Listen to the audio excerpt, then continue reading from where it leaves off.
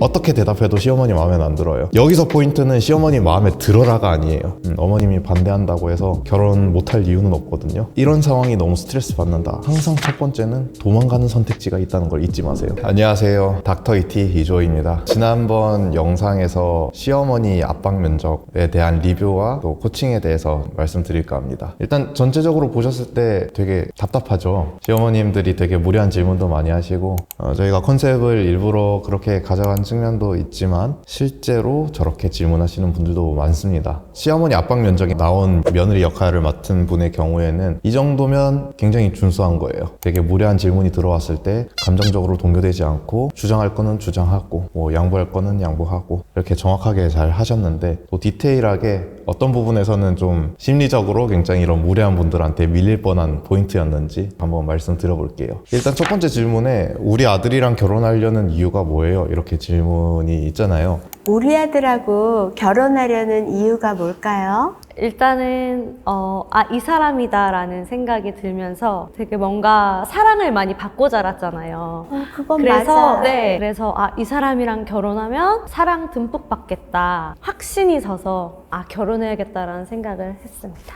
근데 이거는 꼭 무례한 분들이 아니더라도 어머님들이 꼭 처음 여자친구 봤을 때 꼭 물어보세요. 이거는 별 생각 없어도 질문하시고요. 굉장히 마음에 안 들어서 뭔가 꼬투리를 잡고 싶은 상태일 때도 이 질문을 해요. 이 예비 며느리의 경우에는 시어머님이 아들을 굉장히 열심히 키웠거나 사랑을 주면서 키웠거나 이런 부분들을 본인이 알고 그 부분을 칭찬하고 존중해주면서 대답을 했어요. 이건 제가 봤을 때는 일반 분들은 이렇게 못해요. 그냥 자기 방어적인 대답하거나 기계적인 대답하거나 여기에 급급한데, 사실 물어본 의도가 진짜 너무 궁금해서일 수도 있지만 그냥 관계 맺고 싶어서 할 질문이 없어서 그냥 하는 거일 가능성이 높거든요. 그런 경우에는 처음 만난 상대한테 아들 키우느라 이렇게 고생하셨습니다 라는 포지션 먼저 보여주는 거, 이걸 시어머니가 먼저 나 키우느라 고생했다 라고 한 거에 동조한 게 아니라 먼저 말한 거잖아요. 이거는 포지션을 먼저 가져온 거예요. 심리적으로 포지션을 먼저 가져온 거라서 나중에 굉장히 심리적으로 압박하는 질문이나 무례한 질문을 하는 걸 예방하는 효과가 좀 있습니다. 두 번째 질문에는 굉장히 핵심적인 질문을 하셨는데, 내가 반대하면 어떨 것 같아요? 이렇게 질문을 했잖아요. 만약에 결혼을 반대하면 어떻게 할 건가요?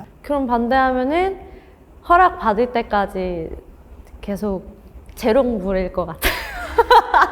재롱 부릴 것 같아요 이런 식으로 말씀을 하셨는데, 저는 괜찮은 것 같아요. 이런 식으로 넘어가는 거 시어머니 마음엔 안 들어요. 어차피 어떻게 대답해도 시어머니 마음엔 안 들어요. 여기서 포인트는 시어머니 마음에 들어라가 아니에요. 이 컨텐츠를 준비한 거는 시어머니 마음에 들어라가 아니라 어떻게 하면은 무례하게 압박하는 상대를, 특히 어르신을 우리가 건강하게 나의 영역을 지켜내느냐의 포인트거든요. 어떻게 내가 주체적인 나의 삶의 형태를 유지하느냐, 이게 포인트라서, 그래서 이런 식으로 능청스럽게 넘어가는 것도 한 포인트고요. 다만 이제 굉장히 당황하신 표정에서 많이 티가 나는데 당황하실 필요 전혀 없어요. 어머님이 반대한다고 해서 결혼 못할 이유는 없거든요. 오히려 이럴 때일수록 열심히 키워주셨으니까 아들이 너무 소중하고 가까운 느낌이 드시겠지요. 내가 먼저 되게 당당한 애티튜드를 보이면 어머님께서 딱히 할 만한 스탠스가 줄어들어요. 당당한 애티튜드 그대로 가져가시면 됩니다. 이제 그 다음 질문부터는 뭐 생활 패턴을 어떻게 할지, 가사 분담 어떻게 할지, 뭐 여러 가지 쓰레기 버리는 내용, 이런 것들이 나오는데 사실 이거는 답이 없어요. 여러분들이 하시고 싶은 대로 하시면 되고, 다만 제가 드릴 수 있는 조언의 범위는, 나는 이렇게 생각하는데 어머님이 이거를 요구했을 때 나는 어떻게 대답해야 되는가 잘 모르겠다, 또는 나는 거절을 잘 못해서 어머님이 하자는 대로 다 끌려다닌다, 이거는 여러분들이 대응을 하셨으면 좋겠거든요.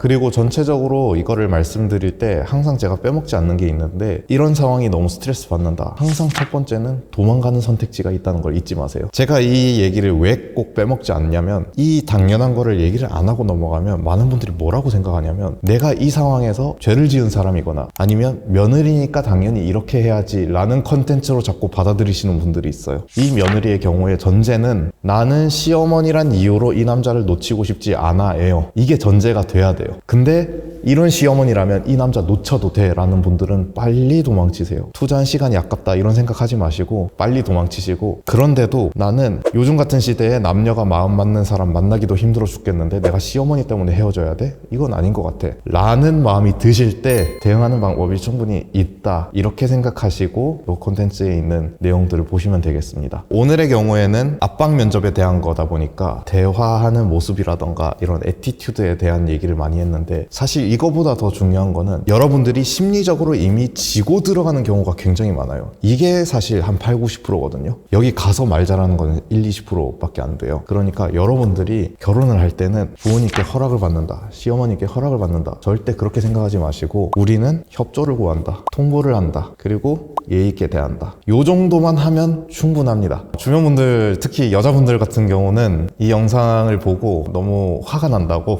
고구마 먹은 것 같다고 끝까지 보기 힘들다 하시더라고요. 근데 끝까지 보신 분들은 굉장히 개운했잖아요. 이런 분들이 있어도 우리는 쳐내고 대응할 수 있다, 이거를 여러분들한테 보여드리려고 일부러 압박 면접으로 준비를 했습니다. 이외에도 여러분들이 고민하고 있으신 점 있다면 댓글로 남겨주시면 또 닥터 이티가 가서 여러분들을 도와드리겠습니다. 감사합니다.